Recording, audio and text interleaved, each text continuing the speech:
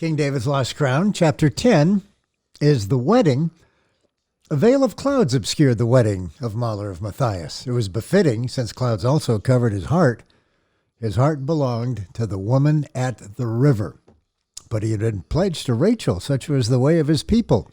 The agreement between the families had been made at birth. The contract had been signed and witnessed years ago, and blessed and made holy by God.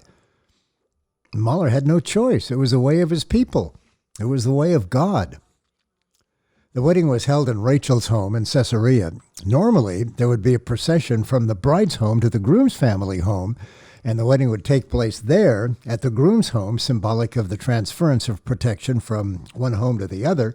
But the groom's family was not present. Mahlir's father was in hiding in a city beyond the northern reaches of the Great Sea, beyond the Isle of Cyprus, for fear of retribution from Herod's son. And Mahlir's home was no more than a tenement room in the temple. So the procession began at the home of the father of the bride and ended at the home of the father of the bride, after having wound throughout the streets of Caesarea and through the theater and the hippodrome.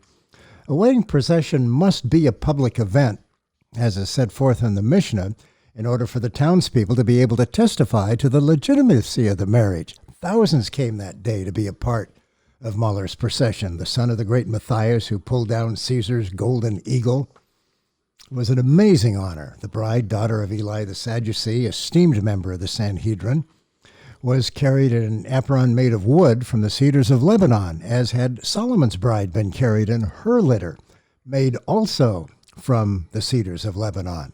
Both bride and groom wore garlands of many-colored flowers, elevating them on that day to kings and queens. Oil and wine were spilt on the path before them, anointing the ground upon which their feet trod. A king and queen before God. Eli's house sat on a rise of a hill of solid stone on the southern edge of the city, next to the seashore. To Mahlir, a palace, modest, maintained Eli. Compared to the way some of the wealthier citizens and officials lived, it was indeed modest. The long-stepped porch of limestone and shaded by fruit trees, and the sectioned rock walls of the home, soft yellow and porous, the color of the beach, blended so well with the terrain that to an eagle flying overhead, the compound was no more than a large swell of wind-sculpted sand. It was the very last piece of Caesarea to the south, and one of the few parts of it not built by Herod when he constructed the maritime monument as a tribute to Rome's ruler 10 years earlier. Within its plain-looking walls were palatial gardens and polished mosaic floors, warm to the touch from hypocaust-blown air. The decor was Jewish, but it was a decor adorned with Roman fountains and peristylium gardens, grumbled Mahlir to himself. It is a home that encompasses as much of the culture of our conquerors as it does our own. Eli must have heard, and the comment must have amused him, because he glanced at Mahlir with a twitch of a smile forming through the white of his beard. The wedding was of 3 parts, as were all holy weddings, the first being the procession, the second the consummation, and the third the feast. The beginning of the second part, the consummation, was held in the central peristylium, which was a garden of exquisite beauty in the very midst of Eli's blasphemous mansion. Open to the sky, but enclosed by the 4 walls of the home itself. It was a garden within the home. Mahlir took the slow walk to the chuppah, the flower and vine-covered archway under which his bride stood, in strides measured and pained. It was held up by 4 posts and was open on each side, symbolic of the tent of Abraham and Sarah, giving welcome to all at all hours. Mahlir's heart grew heavier with each footfall, for he loved another. The woman God had chosen for him was not the one that filled his heart. The woman that filled his heart was the woman at the river. Rachel was being presented to him for the first time on this day of their wedding. Virgin eyes upon virgin eyes. He'd always been told about her, but he'd never seen her other than 2 or 3 times when they were children. But that was a very long time ago. The first time he would see her face would be upon the lifting of the veil. He could tell that Rachel was looking at him through the veil. He could feel the pierce of her eyes, and he thought he heard a tiny squeal come from her mouth. Of delight? It sort of sounded that way. So strange. Why would she do such a thing? He could not see the form of her face, only shadows through the gossamer of the veil. Rachel, however, in looking out, could see clearly the images in front of her.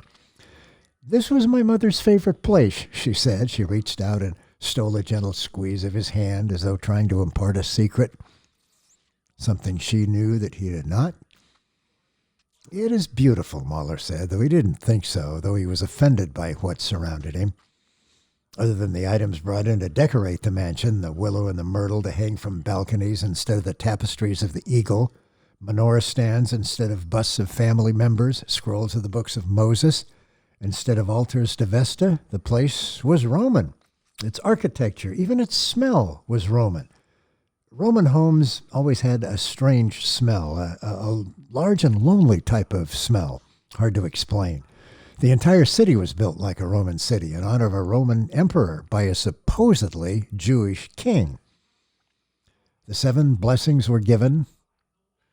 The Sheva Brachot and the second cup of wine was consumed.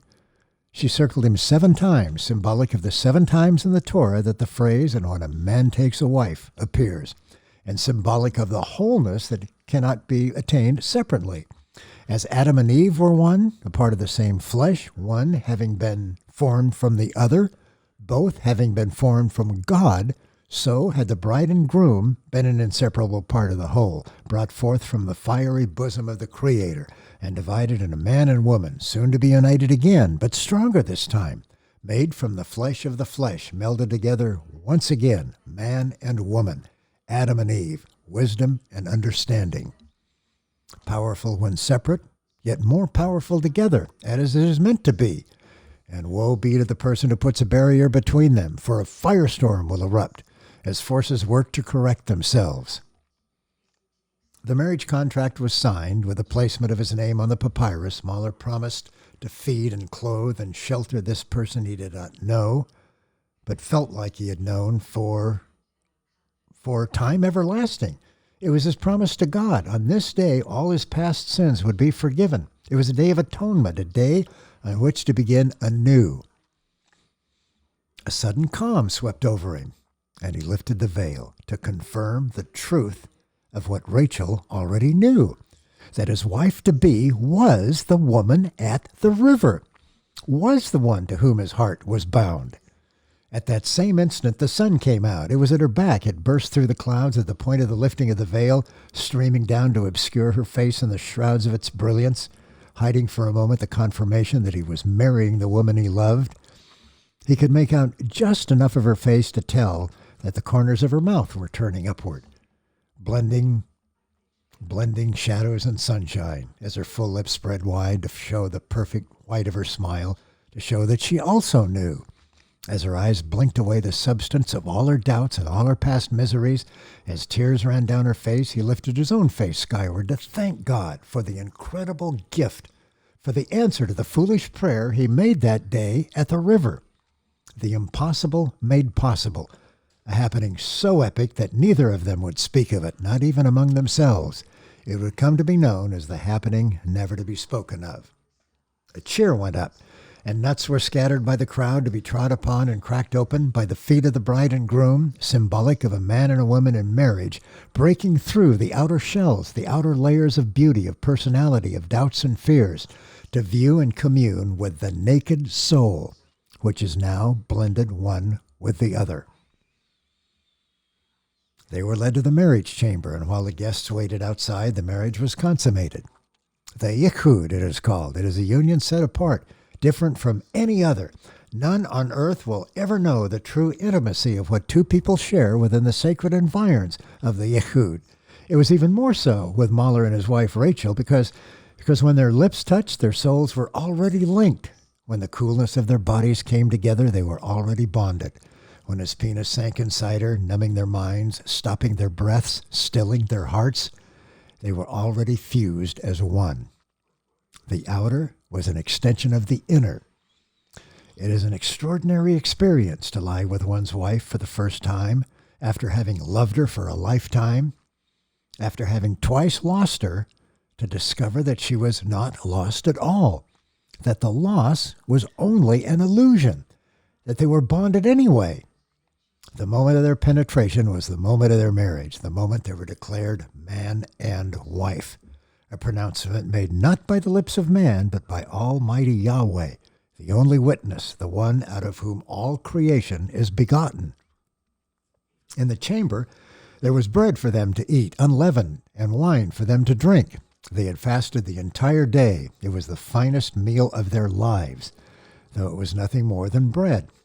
A single sip of the wine's sweetness swam in Mahler's head like sparkling dewdrops before the sun, and branded therein the memory of his wife's visage, of her long black hair, of her femininely muscled limbs, of her face full of devotion, of her eyes that spoke of unshakable commitment. When such a creature gives her heart, it bestows upon her husband an even greater responsibility. The first bite was taken by the bride and the groom simultaneously, a symbol of fertility, of the children they would have, sons and daughters blessed by God, sent to earth in chariots of angels, descended to do great things. It was the beginning of the feast, the beginning of things to come, the beginning of a lifetime. After they ate, they joined the others so that the others could begin eating. The feast lasted 7 days. They were married. They were one. But the well-being extended only as far as the walls themselves, for the entire countryside was in disarray. Thieves and would-be kings were everywhere, and the couple would soon be caught up in its sway.